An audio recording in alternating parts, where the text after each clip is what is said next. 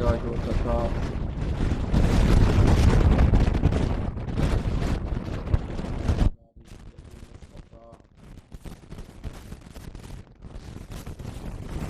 أما بعد فأعوذ بالله من الشيطان الرجيم بسم الله الرحمن الرحيم وقال الذين لا يعلمون لولا يكلمنا الله أو تأتينا آية كذلك قال الذين من قبلهم مثل قولهم تشابهت قلوبهم قد بينا الآيات لقوم يوقنون صدق الله العظيم.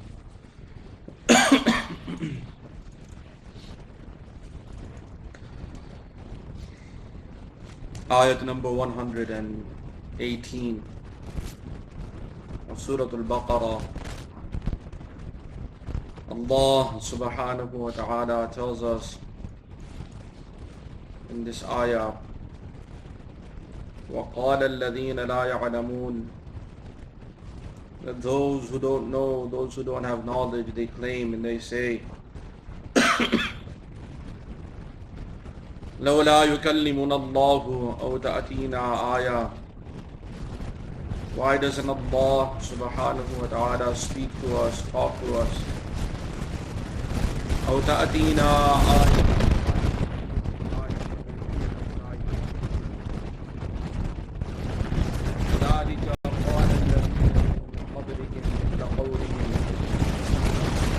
similar claim was made by those that came before them that did not know Allah. Their hearts are the same. That is why they make this claim. قَدْ بَيَّنَّا الْآيَاتِ لِقَوْمٍ يُوقِنُونَ. We have made this very clear for those who have yaqeen, those who have conviction.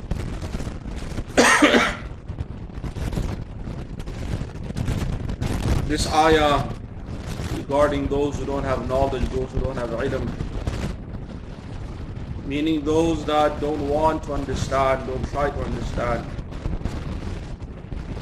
There is two elements to kufr or disbelief. You have that kafir who is jahil, who is involved and indulges in kufr, in disbelief because of jahl or jahala, because of ignorance. Their example is like that of a blind person. A person who is blind, you can try to explain to him the beauty of this dunya, but there's only so much that they can see. They, because of their blindness, are unable to enjoy the beauty of this dunya, of this world.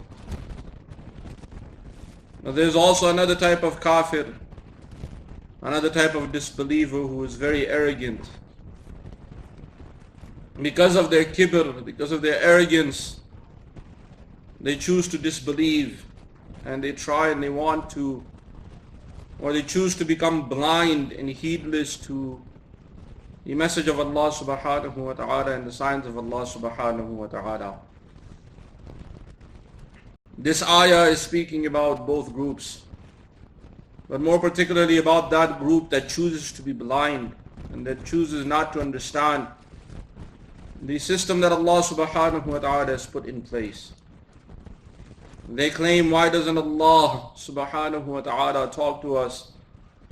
لَوْلَا يُكَلِّمُنَ اللَّهُ, why doesn't Allah subhanahu wa ta'ala speak to us? In this dunya, in this world, there are people of various status, various positions, especially when you get into the governmental positions, those in the very, very high positions of government.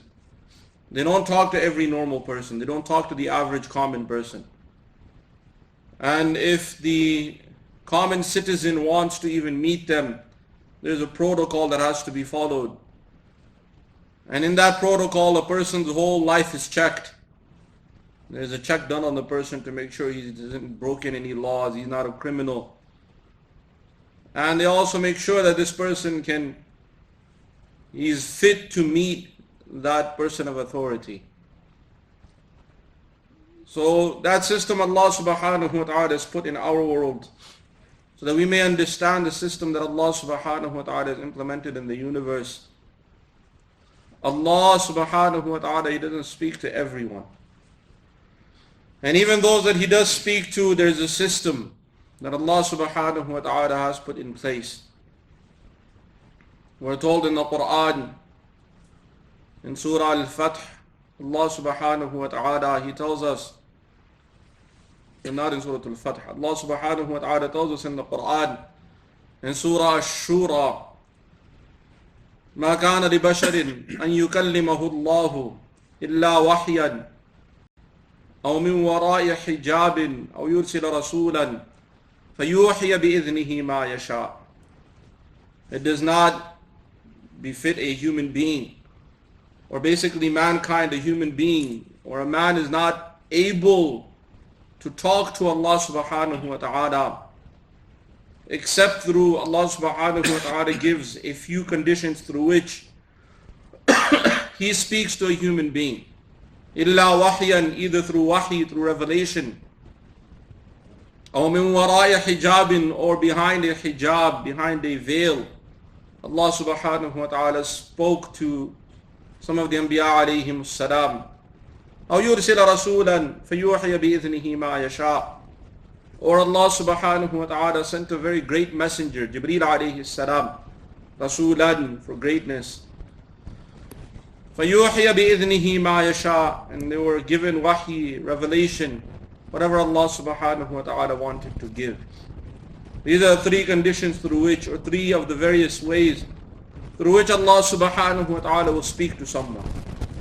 So the Anbiya alayhim salam, the prophets and messengers of the past, they had this connection with Allah subhanahu wa ta'ala, that they were given wahi. Some were given wahi, revelation. Through some or to some, Allah subhanahu wa ta'ala spoke to them directly. And there was also others, or the vast majority, to whom Allah subhanahu wa ta'ala sent Jibreel alayhi salam. And this was the case through all of the Anbiya alayhim salam, the prophets and messengers, and the Rusul, the messengers of the past. When it came to Rasulullah sallallahu alayhi wasallam, so Allah subhanahu wa ta'ala gave him wahi, gave him this Quran, and also gave him other types of wahi in all three forms. In one form, Allah subhanahu wa ta'ala directly sent the wahi to his heart, to the heart of Rasulullah sallallahu alayhi wasallam. This is one form through which Allah subhanahu wa ta'ala revealed this Quran and revealed wahi, sent wahi. That's one way. The second way was through Jibreel alayhi salam. Sayyidina Jibreel alayhi salam would come in the form of a human being and would give the wahi to Rasulullah sallallahu alayhi wasallam. And there was also a third form, that Allah subhanahu wa ta'ala directly spoke to Rasulullah sallallahu alayhi wasallam on the Mi'raj, when Rasulullah sallallahu alayhi wasallam was taken on the night journey on Isra and the Mi'raj, when he ascended to the heavens. In that meeting with Allah subhanahu wa ta'ala, Allah subhanahu wa ta'ala gave Rasulullah sallallahu alayhi wasallam the gift of salah, the gift of Rasulullah. But in that discussion also, Allah subhanahu wa ta'ala spoke to Rasulullah sallallahu alayhi wasallam directly. So all three forms through which Allah subhanahu wa ta'ala may speak to someone, Allah subhanahu wa ta'ala gave them to Rasulullah sallallahu alayhi wa sallam. In Sahih Bukhari, also in Kitab al-Wahi, find the chapter of Wahi, how the revelation came to Rasulullah sallallahu alayhi wa sallam. These forms are mentioned, and Rasulullah sallallahu alayhi wa sallam explained that the heaviest one for me is when the Quran is directly revealed to my heart. The very condition of Rasulullah sallallahu alayhi wa sallam used to change. His face used to change, his body used to change. He would cover himself with a sheet. Even sometimes in the freezing cold, he would start sweating. So Allah subhanahu wa ta'ala would give wahi directly to him. And the Sahaba radiallahu anhum, they were fortunate to witness that. On a few occasions they witnessed it. So, this wahi, they used to come to Rasulullah sallallahu alayhi wasallam. Also, his very condition would change. Once he was riding his camel and this wahi came in this form where the wahi came directly to his heart. And the camel collapsed in its place. It just fell on the ground from the weight of the wahi. Rasulullah sallallahu alayhi wasallam, his body would become very, very heavy. al-Mu'mineen Aisha Siddiqa radiyallahu anha, she also relates that once Rasulullah sallallahu alayhi wasallam was sleeping and he had his head on her lap. They didn't have these fancy pillows we have nowadays. So he was sleeping, resting, and wahi came to him. She said, I could see that something was going on because his condition changed. And she said that his head became so heavy that I felt like my foot was going to break, that this was it. Because I couldn't keep his head. That's how heavy his head became. And after the moment when that condition passed over him, he sat up and he was sweating. And she said, I was looking at him and I got a little scared, so I asked him, did wahi come to you? He said, yeah, the revelation of the Quran came to me. It's Quran, it's very, very, very heavy. It's not something normal. Allah subhanahu wa ta'ala tells us in the ayat of the Quran, لَوْ أَنزَلْنَا هَذَا الْقُرْآنَ عَلَى جَبَلٍ لَرَأَيْتَهُ خَاشِعًا مُتَصَدِّعًا مِنْ خَشْيَةِ اللَّهِ. That if the Quran had been revealed on a mountain, the mountains would have crumbled in fear of Allah subhanahu wa ta'ala, would have shattered to dust, crumbled from the fear of Allah subhanahu wa ta'ala. So this Quran, this wahi itself, it's a very, very heavy thing. Not everyone can handle it. So this is one thing that Allah subhanahu wa ta'ala, He doesn't speak to everyone. It doesn't befit His shan. It does not befit the status of Allah subhanahu wa ta'ala to do something like this. The next point, so this is very, very clear. And Allah subhanahu wa ta'ala, He has sent His message through the Anbiya alayhim as-salam, through the prophets and messengers. And that is enough for us to understand. We all are citizens of this country. Any new laws are passed, so they just mention on the news. If you don't see it in the news and you get pulled over by a police officer and the police will tell you. It's not that the government official from the very top will come and meet every single human being and to tell them, I have changed the law, there's a new law, here is the law. No. They just change the law, everyone, they make an announcement, and everyone gets that announcement. Similarly, the Anbiya alayhim as-salam, the prophets and messengers, this was their purpose, this was their maqsad, that they carried out the message that was given to them, the message for humanity. So it's very, very clear that Allah subhanahu wa ta'ala, He doesn't speak to people, doesn't speak to everyone.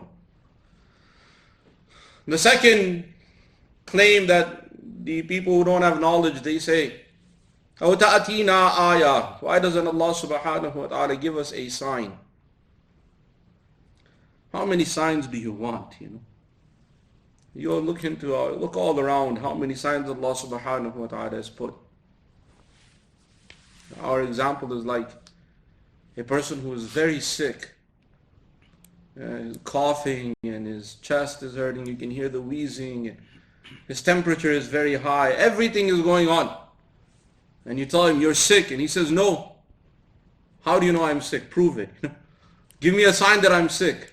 And every sign you give him, he says, no, this is not a sign.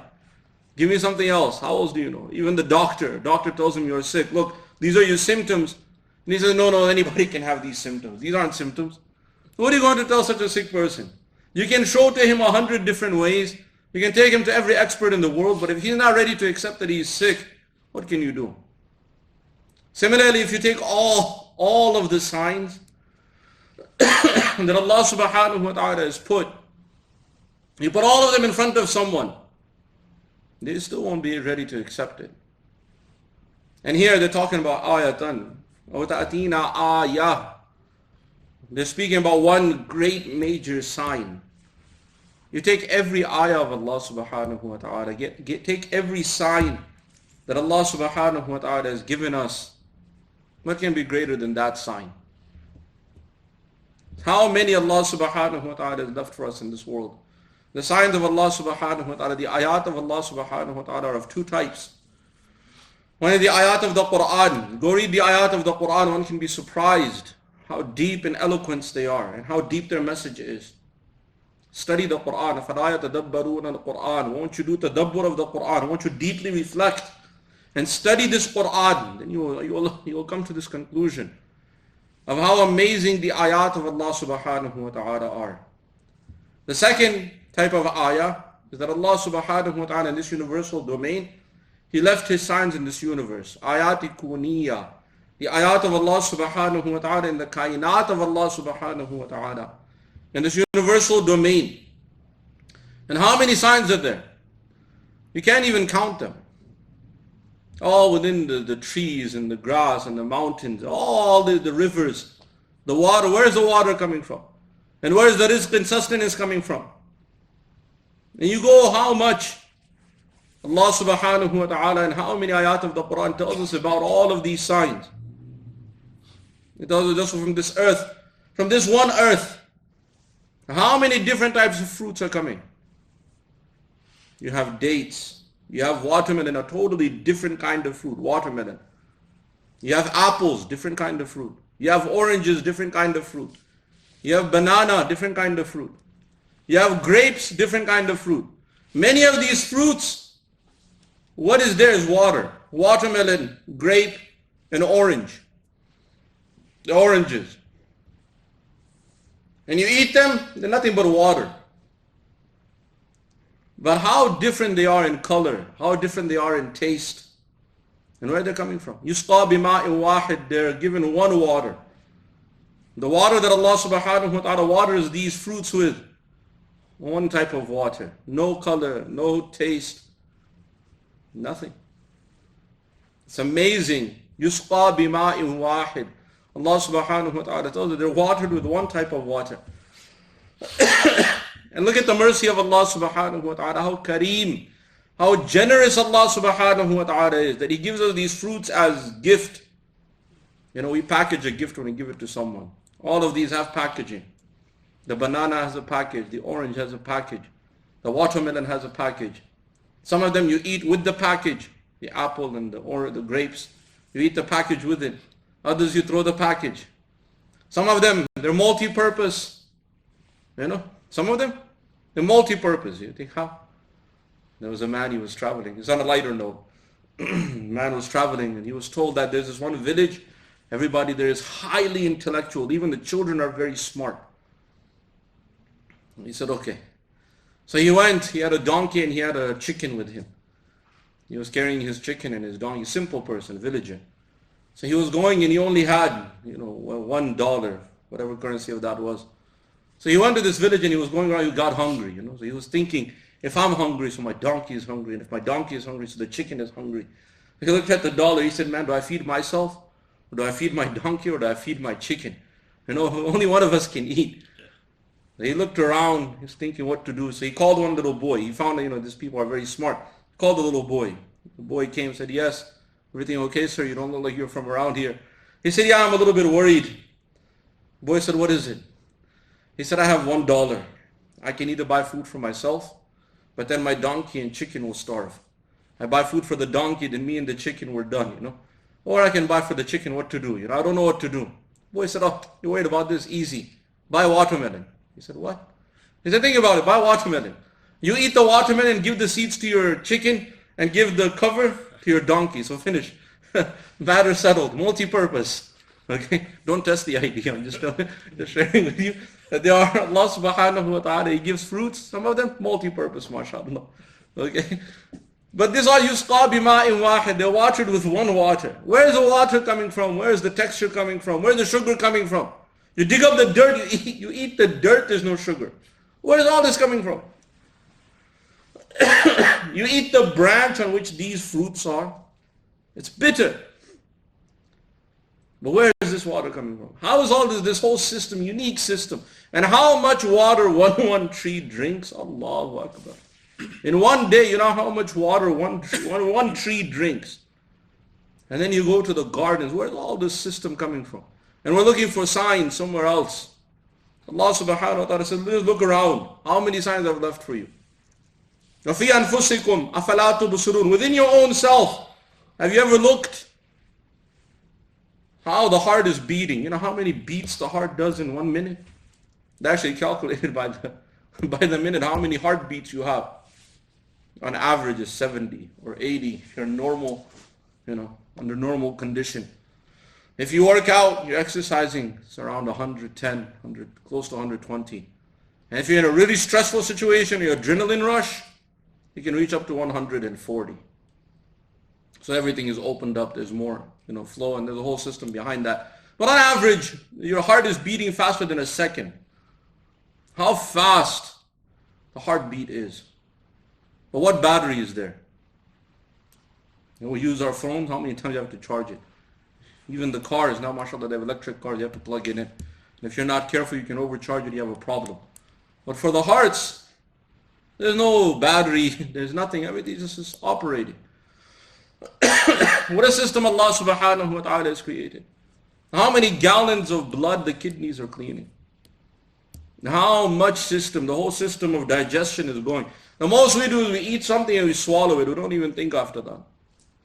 How much the taste is working. The smell is working. Someone might say, oh, I don't need to smell, whatever. No, smell. If you don't smell the food, the taste will not be there. There's some foods that if the smell isn't there, the taste is useless. It doesn't work. So what a system Allah subhanahu wa ta'ala has created. Within your own self. Where are these thoughts coming from? You think. And how we're able to think. You can see color. You can talk to people. Sometimes you don't even realize you're talking to yourself. Inside your mind, you're talking to someone. It looks very awkward, right? But you can talk. You can have conversation. You can do a whole plan. You can run how many things you can do inside your mind.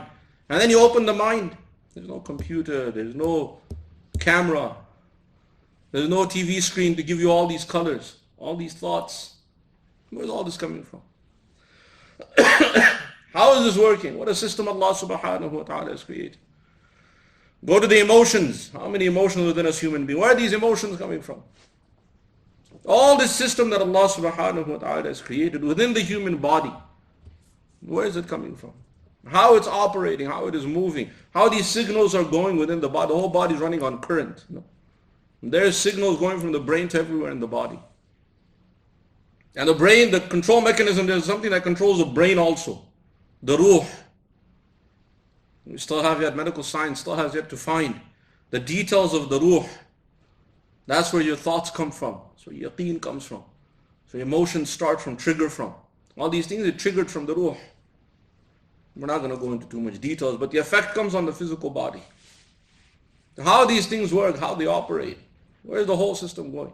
وَفِي أَنفُسِكُمْ Allah subhanahu wa ta'ala says, look within yourselves. You're looking for signs. Where's the eyesight coming from? A small little organ, eye. How it's working. How the light goes, and now they tell you how this light, it goes, and inside halfway through your brain, the image actually is upside down. You know this? At least that's what they tell us. I don't know. I've never opened up the eye to check. They tell us that the light goes.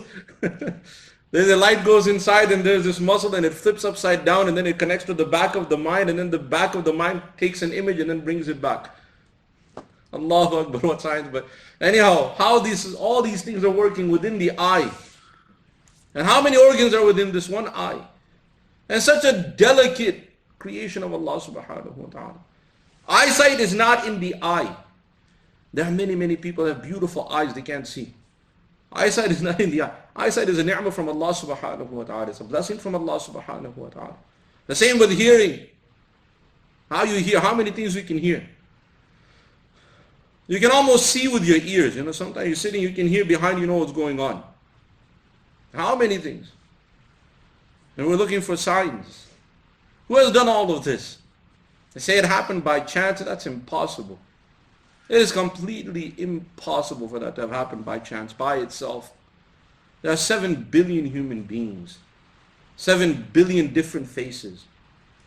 Even identical twins, their faces are not 100% the same. 7 billion different fingerprints alive now. I'm not even talking about who has gone. How many human beings have gone? That's a different story. Who are you saying this is by chance? By chance you can't even get, It's impossible for this human structure to come by chance 2 times in a row. You can take 1, 2, 3 all the way up to 100, and you cut up the pieces, and, cut the numbers in small pieces of paper, put them in a jar, and then bring them from 1 to 100, without making any mistake, without looking, just by chance. You think you'll get it 1 to 100? You might get 1 or 2 or a few in a row. After that, how many mistakes you'll make? But how many organs are working in this human body? And how many variations? One of the most amazing is the human face.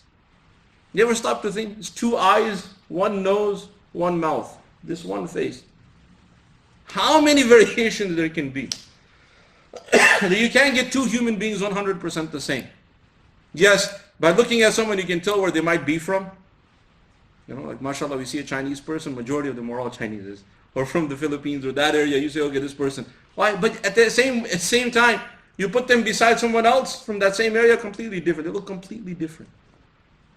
How would a system? Just in one face. The system of Allah subhanahu wa ta'ala. We're looking for so many signs. We don't even realize how many signs Allah subhanahu wa ta'ala has put around us. You even take the human hand. Human beings, we cannot invent something so amazing. How many things you can do with this one hand? How you can hold something so soft. You can hold something so delicate. And you can hold a baby's hand. You can hold a baby in your hands. And with the same hand, how many things you can crush? You can hold an egg without breaking it. With the same hand, if you want, how many things you can crush? You just crush. How many things you can crush? Same hand, same muscles, how many things are going on inside this one hand? And you know exactly how much force to use, Have you ever stopped to think how much force to use? You pick up something heavy, you know how much force to use. You pick up something light, you know how much force to use. Sometimes miscalculation happens, something looks heavy and you pick it up and it's light and this is so light. You realize, how is this force mechanism, where is it coming from? What a system Allah subhanahu wa ta'ala has created. Go and try to write a program like this. You'd be surprised how many lines of code are required to write something like this, just to get even close. And how many different things you can do with the same force. Where is all this system coming from? That is why sometimes people ask for a sign. Have we even opened our eyes to the signs right around us? How can this be by chance? It's impossible. It makes no sense that this could have happened by itself. This is impossible. What more signs do we want? What more signs are we looking for? Unfortunately, for those who want to be blind, you can give them all of the signs, and they still won't accept it. May Allah subhanahu wa ta'ala give us understanding, and give all of us the tawfiq to practice His deen. وَمَا عَلَيْنَا إِلَّا الْبَلَاغُ. Alhamdulillahi Rabbil Alameen. والصلاة والسلام على سيد المرسلين وعلى آله وأصحابه أجمعين. ربنا تقبل منا إنك أنت السميع العليم وتب علينا إنك أنت التواب الرحيم. اللهم نور قلوبنا بالقرآن وزين أخلاقنا بالقرآن ونجنا من النار بالقرآن وادخلنا في الجنة بالقرآن. اللهم اجعل القرآن لنا في الدنيا قرينا وفي القبر مونسا وعلى الصراط نورا وفي الجنة رفيقا ومن النار سترا وحجابا. ربنا آتنا في الدنيا حسنة وفي الآخرة حسنة وقنا عذاب النار. سبحان ربك رب العزة عما يصفون وسلام على المرسلين والحمد لله رب العالمين.